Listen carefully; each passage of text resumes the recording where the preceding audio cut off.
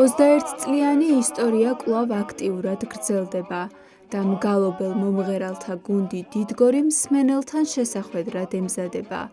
ფოლკლორის სახელმწიფო ცენტრის დარბაზში სოლო კონცერტისთვის რეპეტიციები აქტიურად მიმდინარეობს.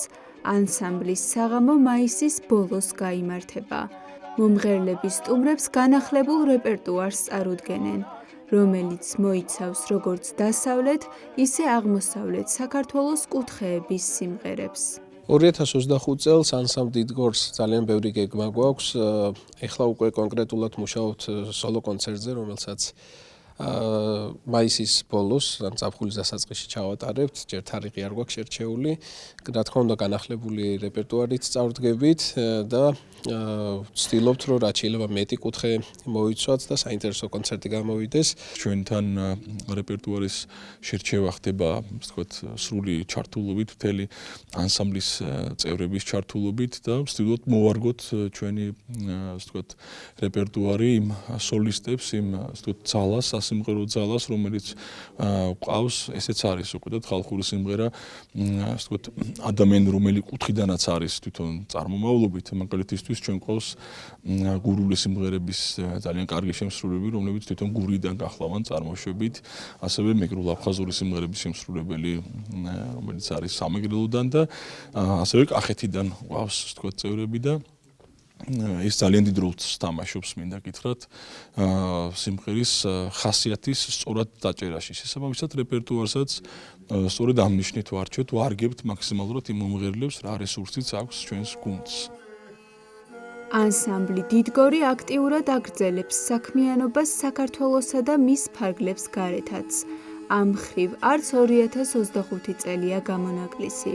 გასტროლები ამჯერადაც საქართველოსა და უცხოეთის ქვეყნებშია დაგეგმილი.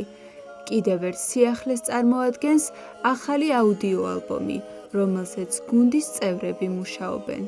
გეგმაში გვაქვს ალბომზე მუშაობის დაწყება და ჩაწერების დაწყება, რაც ანსამბლისთვის ძალიან მნიშვნელოვანია. სწორედ ჩაწერების დროს, უგულისხმობ აუდიო ჩაწერების დროს იზრდება ანსამბლი, ყალიბდება რეპერტუარი და უფრო, ესე ვთქვათ, ცოცხალი და გამჯდარი ხდება გუნდში. შარშან ჩვენი ანსამბლის, ესე ვთქვათ, შარშან და შარშანზე განახლდა შემადგენლობა და ამ ახალი შემადგენლობით კიდევ უფრო მრავალფეროვანი გახდა ჩვენი რეპერტუარი და სწორედ ამ სიახლეებით წარუდგებით ჩვენი ერთგული მსმენელის წინაშე. რეპეტიციები აქტიურად მიმდინარეობს, მუშაობთ სხვადასხვა კუთხის სიმღერებზე.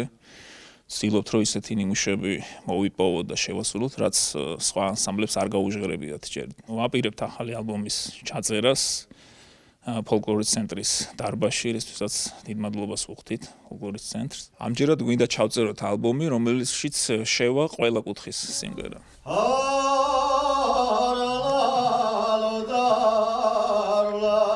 გალობელ მომღერალთა გუნდი დიდგორი 2004 წელს შეიქმნა, ხოლო მისი დებიუტი სცენაზე 2006 წელს შედგა. ანსამბლს სახელი არქიმანდრიტმა იოანე კიკვაძემ შეურჩია. დიდგორის საშემსრულებლო სტილი ტრადიციულია და საზრდოობს საარქივო ჩანაწერებით. მომღერლები იძიებენ და აღადგენენ ძველ ოსტატთა ნამღერ ნიმუშებს.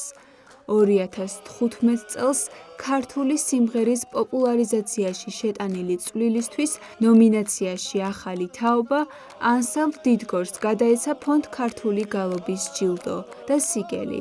2015-2016 წლებში ანსამბლმა პირველი ადგილი დაიკავა საქართველოს ფოლკლორის ეროვნულ ფესტივალზე.